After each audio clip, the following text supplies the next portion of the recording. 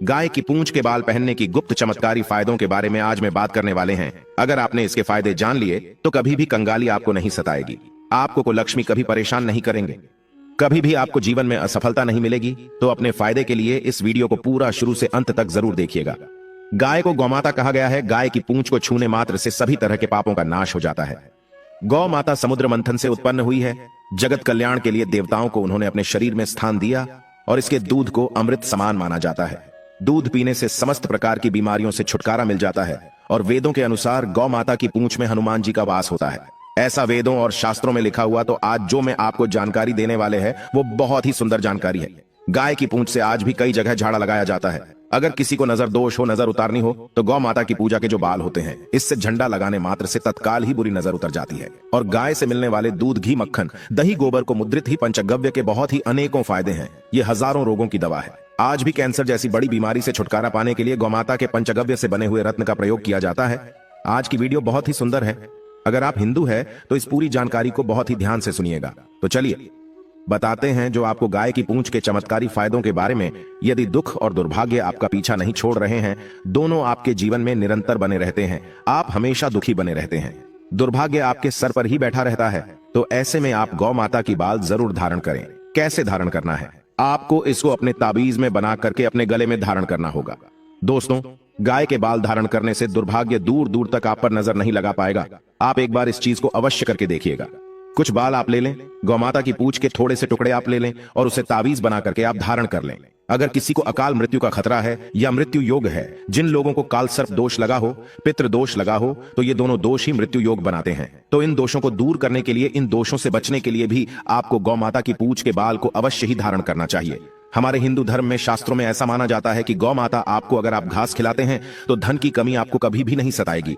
जो लोग धनवान बनना चाहते हैं ऐसे व्यक्ति मनोकामना को बोलते हुए गौ माता को घास अवश्य खिलाएं। नकारात्मक शक्ति आपसे हमेशा दूर भागेगी।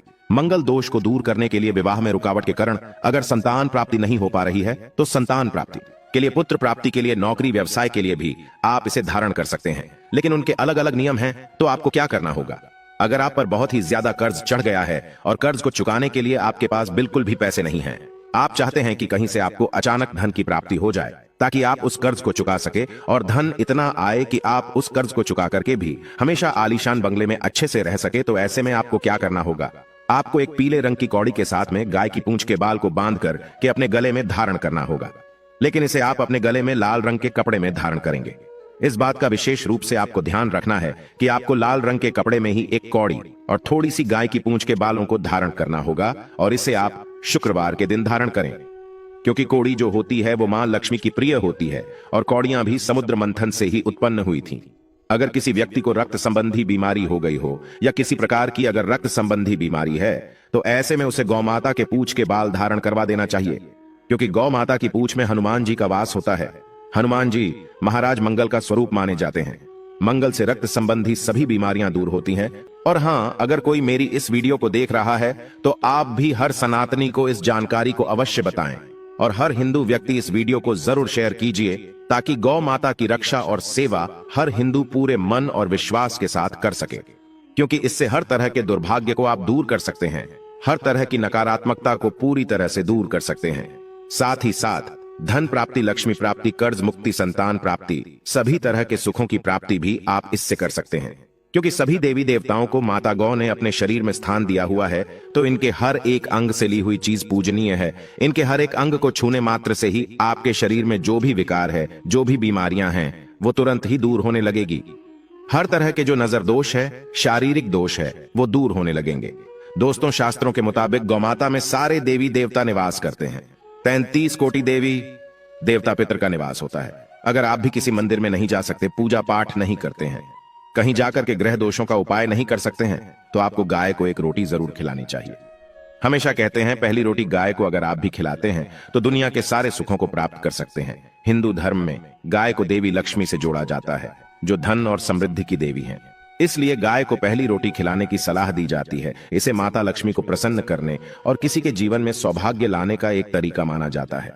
आपने अक्सर ही सुना होगा कि रसोई में पहली रोटी जो भी बने गाय को दे देना चाहिए।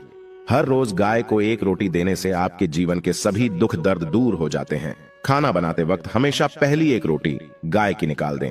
इसके बाद ही परिवार के बाकी सदस्यों के लिए आपको रोटियां सेकनी चाहिए।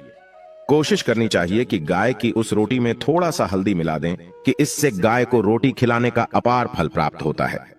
अगर एकादशी का दिन हो तो आटे की छोटी सी लोई बना लें और उसमें हल्दी मिलाकर गाय को आपको खिलाना चाहिए। आपके जीवन में शुभता आती है, वैभव आता है, धन संपत्ति का वास होता है। आप जो भी हासिल करना चाहते हैं जिंदगी में तो आप देखेंगे कि तुरंत आपको मिनटों में वह हासिल होता है। और अगर आपको लगता है कि आपके सभी ग्रह खराब है तो ऐसे में गाय को पहली रोटी रोज खिलाएं। सभी ग्रह धीरे धीरे शुभ हो जाएंगे। कभी कभी जीवन में लंबे समय से कोई शुभ मंगल कार्य नहीं हो रहे होते, तब ऐसे में आप गाय को रोटी खिलाएं। गाय के मस्तक को छूकर अपनी मन्नत कहे प्रणाम करें तो आपकी मन्नत जरूर पूरी होगी। तो यह था गाय को आप क्या खिलाए उसके बारे में। लेकिन गाय को क्या नहीं खिलाना चाहिए अब हम जानते हैं दोस्तों।